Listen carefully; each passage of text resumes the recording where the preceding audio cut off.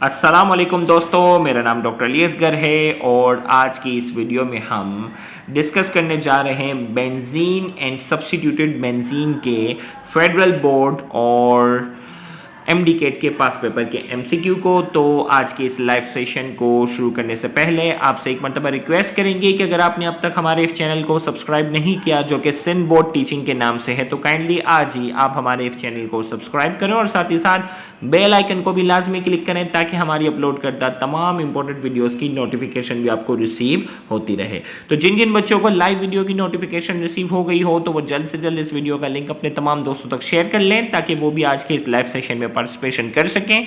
और साथ ही साथ जिन जिन बच्चों को लाइव वीडियो की नोटिफिकेशन रिसीव हो गई है तो कमेंट सेक्शन में अपना नाम और अपने शहर का नाम लाजमी लिखें। इससे हमें ये आइडिया होता है कि पाकिस्तान के किन किन शहर से हमारे इस लाइव लेक्चर को सुना जा रहा है। तो 1 मिनट होते ही बाकायदा इस लाइव सेशन का हम आगाज़ करने जा रहे हैं। तो आइए, सबसे पहला एमसीक्यू आपके सामने है। Benzene is prepared from cyclohexane bye the process called. Benzene को जो है हम साइक्लोहेक्सेन से जो है वो प्रिपेयर कर सकते हैं बाय द प्रोसेस कॉल्ड। उस प्रोसेस का नाम बताना है। Option A hydrogenation, option B dehydration, option C hydrogenation and option D none of this. तो 4 ऑप्शन आपके पास हैं और आपने एक ऑप्शन जो है वो सेलेक्ट करना है कि साइक्लोहेक्सेन से अगर हमें बेंजीन बनाना है तो कौन सा प्रोसेस परफॉर्म करना होगा। ऑप्शन ए में कहा जा रहा है हाइड्रोजिनेशन, ऑप्शन बी में कहा जा रहा है डिहाइड्रेशन, ऑप्शन सी में कहा जा रहा है डिहाइड्रोजिनेशन और डी में कहा जा रहा है नन ऑफ दिस। तो 4 ऑप्शन हमारे पास है और हमें एक ऑप्शन सेलेक्ट करना है। तो जल्दी से लाइव चैट कमेंट सेक्शन में अपना एक ऑप्शन सेलेक्ट करें। देखते हैं करेक्ट आंसर कितने स्टूडेंट का आता है। तो इसका करेक्ट आंसर हमारे पास है dehydrogenation. C dehydrogenation is the correct answer, क्योंकि साइक्लोहेक्सेन तो वो सैचुरेटेड है, उसमें कोई डबल बॉन्ड नहीं होता, लेकिन बेंजीन के अंदर क्या होते हैं, अल्टरनेट डबल बॉन्ड होते हैं। तो साइक्लोहेक्सेन से, गौर से सुनिएगा, साइक्लोहेक्सेन से जब हम हाइड्रोजन निकाल देते हैं तो क्या बन जाता है, बेंजीन बनता है। नेक्स्ट हमारे पास है the conversion of N-hexane into benzene by heating in the presence of platinum is called.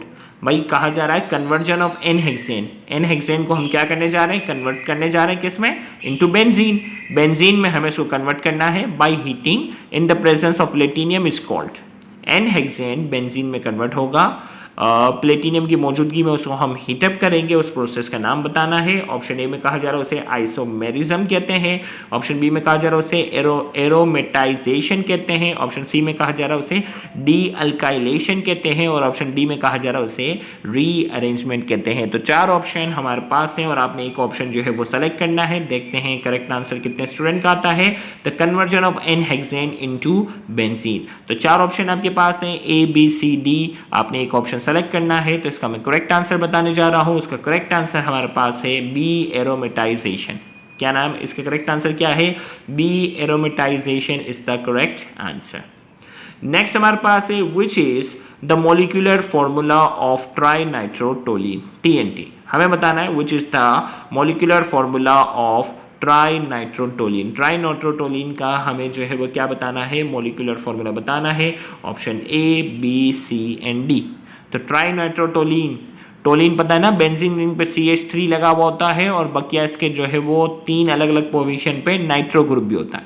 तो ट्राई नाइट्रोटोलिन का आपने इसमें से मॉलिक्यूलर फॉर्मूला जो है वो सेलेक्ट करना है। देखते हैं करेक्ट आंसर कितने स्टूडेंट का आता है। A B C D 4 option आपके पास हैं और आपने एक ऑप्शन जो है वो सेलेक्ट करना है which is the molecular formula of trinitrotoluene. Trinitrotoluene का हमें मॉलिक्यूलर फॉर्मूला बताना है। तो करेक्ट आंसर मैं बताने जा रहा हूं। करेक्ट आंसर है C6H2NO2 3CH3। अब देखो बेंजीन का फॉर्मूला क्या होता है, C6H6 होता है ना, ये था। अब एक मिथाइल ग्रुप अटैच हो गया टोलिन बनाने के लिए, तो एक हाइड्रोजन कम करो, C6H5 हो गया। अब 3 नाइट्रो ग्रुप भी इसके साथ क्या हो गया, अटैच हो गया, तो 3 मजीद हाइड्रोजन कम कर दो, तो फॉर्मूला क्या बना, C6H2NO2 3CH3। तो option A is the correct answer. Next हमारे पास है मॉलिक्यूल ऑफ बेंजीन कंटेंट।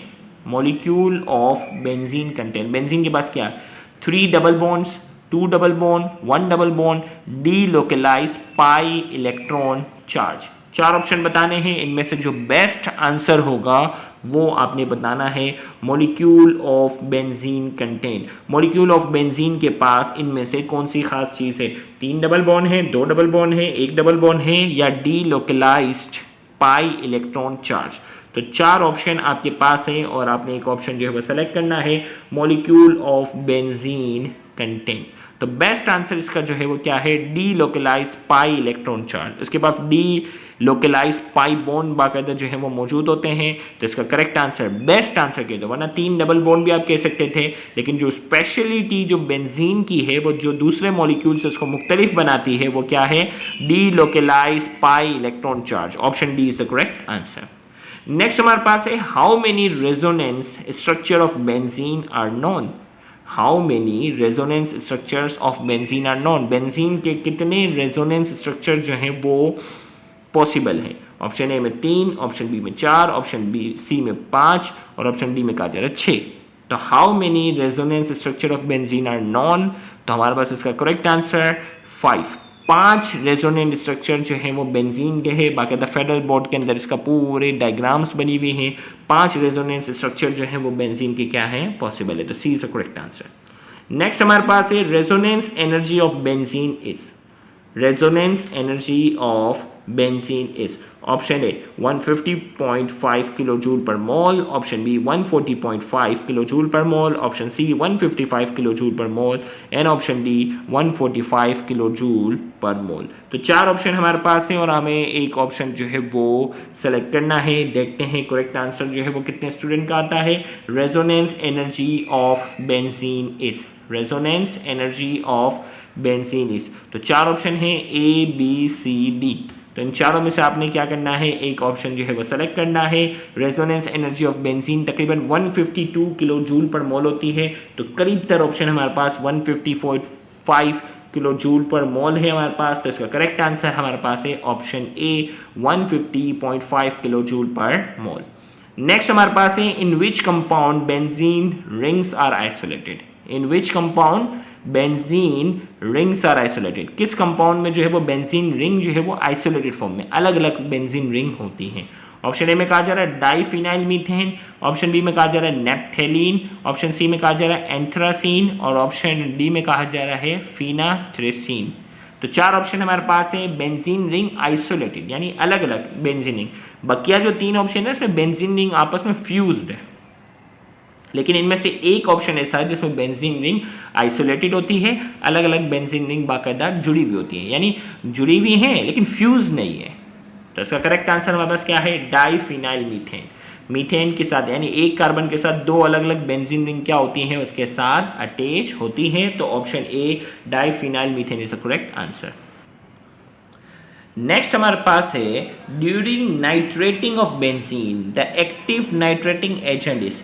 भाई बेंजीन की हम नाइट्रेटिंग करवाते हैं ना, नाइट्रेशन करवाते हैं, the active nitrating agent, active nitrating agent कौन सा होता है? Option A, option B, option C या ऑप्शन डी। तो 4 ऑप्शन आपके पास हैं, एक ऑप्शन जो है वो आपने सेलेक्ट करना है। देखते हैं करेक्ट आंसर जो है वो कितने स्टूडेंट का आता है। तो during nitrating of benzene the active nitrating agent is, active nitrating agent क्या है? तो याद रखिएगा बेंजीन जो देता है ना वो रिएक्शन देता है इलेक्ट्रोफिलिक सब्स्टिट्यूशन रिएक्शन, और इलेक्ट्रोफिलिक का जो वर्ड है वो इलेक्ट्रोफाइल से निकला है। इलेक्ट्रोफाइल वो होता है जो इलेक्ट्रॉन को अट्रैक्ट करेगा, और इलेक्ट्रॉन के ऊपर नेगेटिव चार्ज है और इलेक्ट्रॉन को वही अट्रैक्ट करेगा जिसके ऊपर कौन सा चार्ज होगा? पॉजिटिव वाला। तो न्यूट्रल और माइनस वाले को तो साइड लाइन कर दो। अब दोनों पॉजिटिव वाले में हमें क्या करना है? फैसला करना है कि इनमें से कौन सा है। तो इसका करेक्ट आंसर हमारे पास है NO2+, ये एक्टिव नाइट्रेटिंग एजेंट होता है। नेक्स्ट हमारे पास है the introduction of NO2 group, अभी था ना।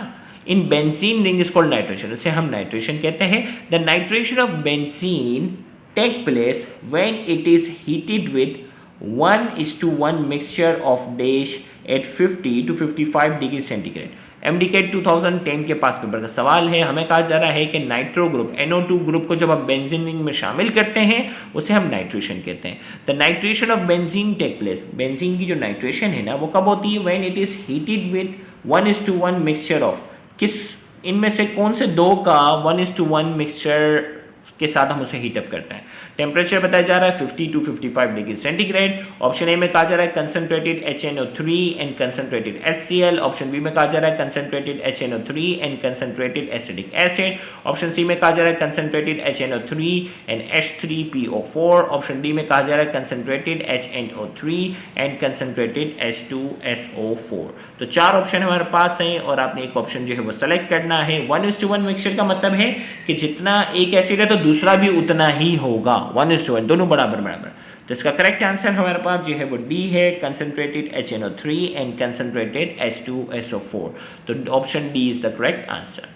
नेक्स्ट हमारे पास है carbon carbon bond length in benzene. Benzene के अंदर जो कार्बन कार्बन की जो बॉन्ड लेंथ होती है वो कितनी होती है? ऑप्शन ए में कहा जा रहा है 1.34 एंगस्ट्रॉम। ऑप्शन बी में कहा जा रहा है 1.20 एंगस्ट्रॉम। ऑप्शन सी में कहा जा रहा है 1.39 एंगस्ट्रॉम और ऑप्शन डी में कहा जा रहा है 1.54 एंगस्ट्रॉम। तो 4 ऑप्शन हमारे पास हैं। बेंजीन के अंदर कार्बन कार्बन बॉन्ड लेंथ कितनी होती है? तो 4 ऑप्शन हमारे पास है। एक बार ध्यान में रखिएगा, कार्बन कार्बन के दरमियान जब भी सिंगल बॉन्ड होता है तो बॉन्ड लेंथ होती है 1.54 एंगस्ट्रॉम। कार्बन कार्बन के दरमियान डबल बॉन्ड होता है तो बॉन्ड लेंथ होती है 1.34 एंगस्ट्रॉम और कार्बन कार्बन के दरमियान ट्रिपल कोवलेंट बॉन्ड होता है तो बॉन्ड लेंथ होती है 1.20 एंगस्ट्रॉम। और इसी तरीके से बेंजीन क्योंकि यूनिक है, डी लोकलाइज पाई बॉन्ड है तो इसके अंदर जो लेंथ होती है 1.39 एंगस्ट्रॉम। तो याद रखिएगा, सिंगल बॉन्ड पे ये लेंथ होगी, डबल पे ये है और ट्रिपल पे ये, जबकि बेंजीन के अंदर डी लोकलाइज पाई बॉन्ड होता है जिसकी वजह से इसकी जो बॉन्ड लेंथ होती है वो यूनिक होती है कार्बन कार्बन के दरमियान, जो कि सिन बोर्ड के अंदर 1.4 लिखी हुई है, फेडरल में 1.39। तो इसका करेक्ट आंसर हमारे पास जो है ऑप्शन सी। नेक्स्ट हमारे पास है benzene react with alkyl and acyl halides in presence of AlCl3। This reaction is, benzene जो होता है ना अल्काइल और एसाइल हैलाइड्स के साथ रिएक्ट करता है in the presence of AlCl3। This reaction is, इस रिएक्शन को क्या कहते हैं? ऑप्शन ए में कहा जा रहा है Friedel and Craft reaction. Option B में कहा जा रहा है एडोल्ट कंडेंसेशन। ऑप्शन सी में कहा जा रहा है हेलोजिनेशन रिएक्शन और ऑप्शन डी में कहा जा रहा है नाइट्रेशन रिएक्शन। तो 4 ऑप्शन हमारे पास है और हमें एक ऑप्शन जो है वो सेलेक्ट करना है। देखते हैं करेक्ट आंसर जो है वो कितने स्टूडेंट का आता है। तो इसका करेक्ट आंसर है Friedel and Craft reaction. Friedel craft alkylation and Friedel Crafts acylation, ये दोनों सिन बोर्ड में भी शामिल है और फेडरल बोर्ड में भी, तो इसको हम फ्रीडल एंड क्राफ्ट रिएक्शन कहते हैं। Option A is the correct answer. Next हमारे पास है एरोमेटिक कंपाउंड गिव सूटी flame because they. Aromatic compound जो होता है ना, इसको जब जलाते हैं तो सूटी फ्लेम, इसमें जो है वो ब्लैकिश जो है वो फ्लेम का जो धुआं होता है वो सूटी होता है। Because they, option A resist the reaction with air, option B contain high percentage of carbon, option C में कहा जा रहा है have stable structure, option D में कहा जा रहा है have a cyclic structure। 4 option हमारे पास है। एरोमेटिक कंपाउंड गिव सूटी flame because they, aromatic compound जो है उनकी फ्लेम जो होती है वो सूटी होती है और इसकी सबसे बड़ी वजह है because they contain high percentage of carbon, इसमें कार्बन की परसेंटेज ज़्यादा होती है इसीलिए इसकी फ्लेम जो होती है वो सूटी होती है। The electrophile in the sulfonation of benzene is, electrophile in the sulfonation of benzene is, sulfonation of benzene है, MDCAT 2020 का सवाल है। सल्फोनेशन ऑफ जो बेंजीन की हम बात करने जाएंगे, सल्फोनेशन ऑफ बेंजीन में एक्टिव इलेक्ट्रोफाइल कौन सा होता है? Option A SO3, option B SO3+, option C HSO4+ and option D H2SO4। तो 4 ऑप्शन हमारे पास हैं। Active electrophile in the sulphonation of benzene is, sulphonation of benzene में जो इलेक्ट्रोफाइल होता है हमें वो बताना है। तो इसका करेक्ट आंसर मैं बताने जा रहा हूँ, जल्दी से लाइव चैट कमेंट सेक्शन में सेलेक्ट करें। इसका करेक्ट आंसर हमारे पास है ऑप्शन ए SO3। नेक्स्ट हमारे पास है the benzene ring is oxidize to maleic anhydride when strongly heated with. Benzene जो है ना ये ऑक्सीडाइज हो जाता है और ऑक्सीडाइज होकर क्या बनता है? Maleic anhydride when strongly heated with, किसके साथ हीट करेंगे? निकल के साथ 200 डिग्री सेंटीग्रेड पे, वेनेडियम ऑक्साइड के साथ 450 डिग्री सेंटीग्रेड पर, AlCl3 के साथ 150 डिग्री सेंटीग्रेड पे और ऑप्शन डी में कहा जा रहा है सनलाइट। तो 4 ऑप्शन हमारे पास है। बेंजीन रिंग जो है वो ऑक्सीडाइज हो जाता है मैलिक एनहाइड्राइड में जब उसे स्ट्रांगली हीटेड करते हैं, किसके साथ? ABCD 4 ऑप्शन हमारे पास है। तो इसका करेक्ट आंसर हमारे पास है ऑप्शन बी, वेनेडियम ऑक्साइड के साथ 450 डिग्री सेंटीग्रेड पर जब हम उसे हीटअप करते हैं। देखो ऑक्सीडाइजिंग एजेंट यही है, बाकी इनमें से कोई भी नहीं है। तो इसका करेक्ट आंसर हमारे पास है ऑप्शन बी। नेक्स्ट हमारे पास है which compound is more reactive toward electrophilic reagent. इनमें से कौन सा कंपाउंड जो है वो सबसे ज्यादा रिएक्टिव है इलेक्ट्रोफिलिक रिएजेंट के साथ, बेंजीन, इथेन, इथीन या इथाइन। तो इसका करेक्ट आंसर, इससे पहले जो है ना हमने इससे पहले केमिस्ट्री ऑफ हाइड्रोकार्बन में अल्केन के भी एमसीक्यू को डिस्कस कर चुके हैं, अल्कीन और अल्काइन के भी एमसीक्यूज को हम डिस्कस कर चुके हैं, आइसोमेरिज्म के भी एमसीक्यूज को हम क्या कर चुके हैं, डिस्कस कर चुके हैं। तो उसमें यहाँ जिक्र था which compound is more reactive toward electrophilic reagent. तो इथीन के अंदर हमने पढ़ा था कि ये इलेक्ट्रोफिलिक एडिशन रिएक्शन दे रहा होता है। तो इसका बेस्ट आंसर हमारे पास जो है सी है, इथीन। इलेक्ट्रोफिलिक रिएजेंट के साथ सबसे ज़्यादा रिएक्टिव जो होता है वह इथीन होता है, जबकि बेंजीन जो होता है ना इलेक्ट्रोफिलिक एडिशन रिएक्शन नहीं देता, इलेक्ट्रोफिलिक सब्स्टिट्यूशन रिएक्शन दे रहा होता है। तो बेस्ट आंसर इसका क्या है, ethene. Total number of pi electron in benzene. Benzene के अंदर पाई इलेक्ट्रॉन की तादाद बतानी है। बेंजीन के अंदर हमें क्या करनी है, pi electron. Total number of pi electron in benzene are, option A 3, option B 6, option C 12 and option D 18। 4 option हमारे पास है और एक ऑप्शन हमें सेलेक्ट करना है, ए बी सी डी एक ऑप्शन बताना है। तो पाई इलेक्ट्रॉन की तादाद जो है बेंजीन के अंदर, पाई इलेक्ट्रॉन की तादाद जो है बेंजीन के अंदर कितनी होती है, तो total number of pi electron in benzene are 6। Option B is the correct answer. Next, benzene can not undergo. इनमें से कौन सा रिएक्शन है जो बेंजीन परफॉर्म नहीं कर सकता? इनमें से कौन सा रिएक्शन है जो बेंजीन परफॉर्म नहीं कर सकता? Option A substitution reaction, option B addition reaction, option C oxidation reaction and option D elimination reaction. Benzene can not undergo. Option A में कहा जा रहा है सब्स्टिट्यूशन रिएक्शन, ऑप्शन बी में कहा जा रहा है एडिशन रिएक्शन, ऑप्शन सी में कहा जा रहा है oxidation reaction and option D elimination reaction. कौन सा रिएक्शन जो है वो बेंजीन परफॉर्म नहीं कर सकता? तो इलेक्ट्रोफिलिक सब्स्टिट्यूशन रिएक्शन तो आपको मालूम है, बेंजीन इसमें तो जाता है। एडिशन ऑफ हाइड्रोजन करके बेंजीन को हम साइक्लोहेक्सेन में बनाते हैं, एडिशन रिएक्शन भी हो सकता है। ऑक्सीडेशन भी बेंजीन की हो जाती है, जैसे याद है ना टोलिन की ऑक्सीडेशन होती है तो बेंजोइक एसिड बनता है, तो ऑक्सीडेशन भी होता है। कौन सा रिएक्शन नहीं होता? एलिमिनेशन रिएक्शन जो है वो बेंजीन के अंदर नहीं होता। तो यहाँ जाकर हमने बेंजीन के कुछ एमसीक्यूज जो पास पेपर के थे वो हमने डिस्कस किए। इंशाल्लाह अगले आने वाले लेक्चर्स के अंदर हम बेंजीन्स के और बाकायदा इसमें हम ओरिएंटेशन इन बेंजीन वाले एमसीक्यूज को भी हम डिस्कस करेंगे। तो उस लाइव सेशन को भी अटेंड करना मत भूलिएगा।